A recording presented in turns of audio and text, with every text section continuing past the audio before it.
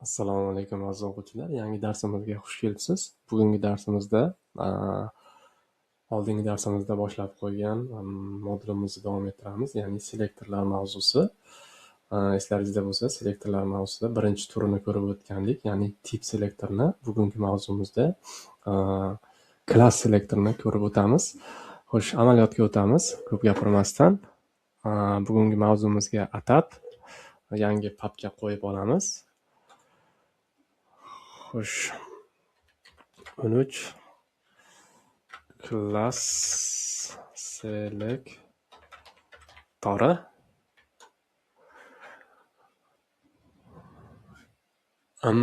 Menimcha oldingi darsimizdagi fayllarni ko'chirib olsak ham bo'ladi.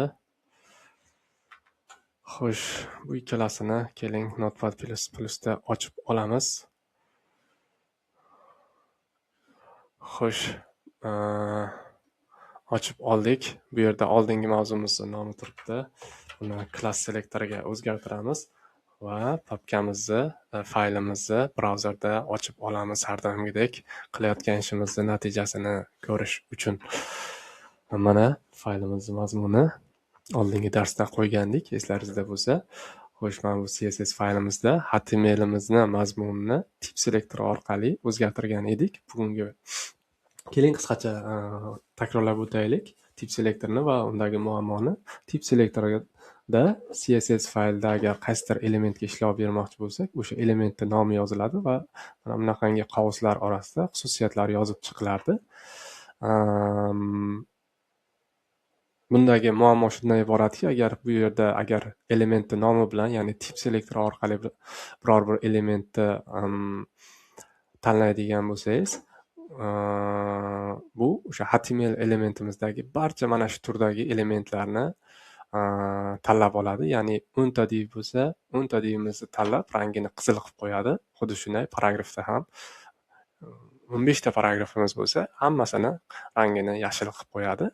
Agar bitta divimizni boshqa shakl, ikkinchi divimizni boshqa xil shaklda yozmoqchi bo'lsak, tip selektori orqali buni qilish imkonsiz edi.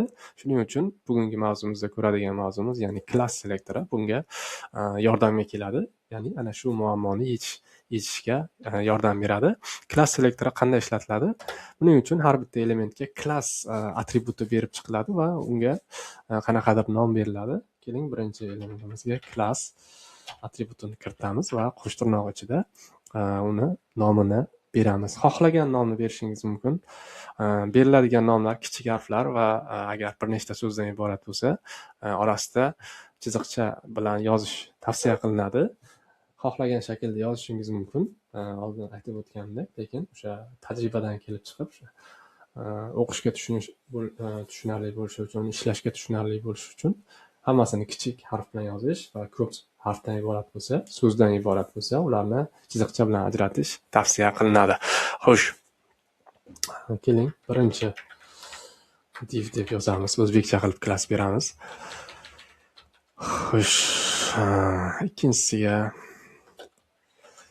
ikkinchi div deb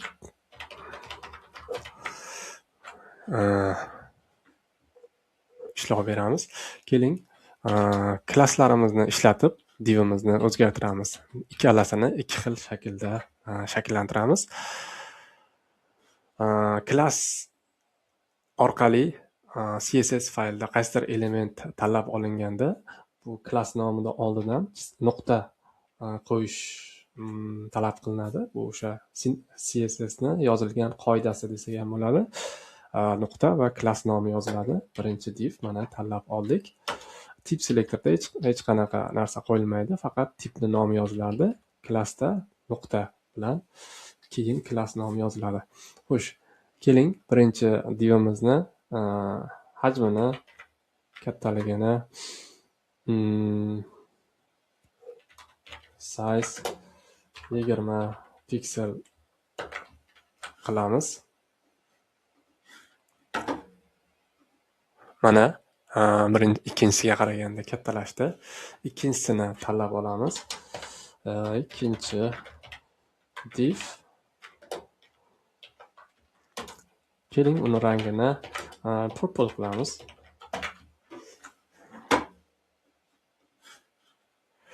Mana, ko'rib turganlaringizdek, birinchi va ikkinchi divlarimizni bir-biridan farqli shaklga keltirdik va bunga class selektori bizga yordamga keldi.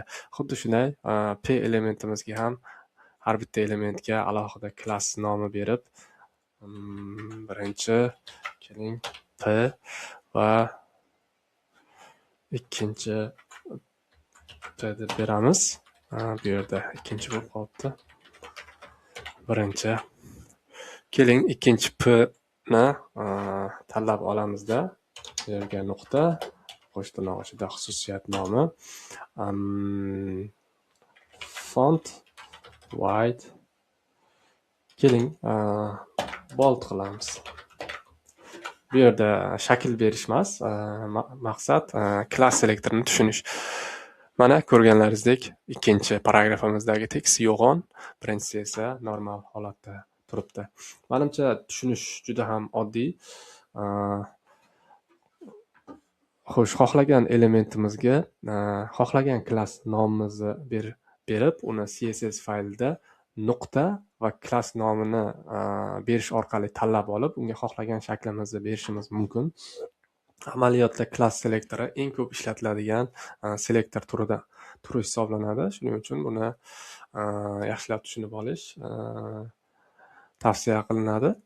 Xo'sh, klass selektori orqali bir emas, bir nechta elementni tanlab olib, unga bir xil o'sha shakl berish imkoniyati mavjud. Ya'ni mana bu misol uchun klassimiz faqat bitta element uchun ishlatilmaydi.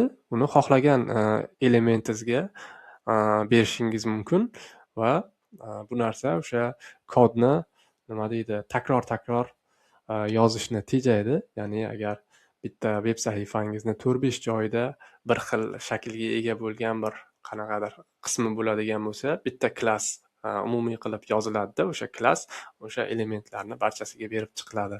Bu o'sha klass selektorining afzalliklaridan biri hisoblanadi.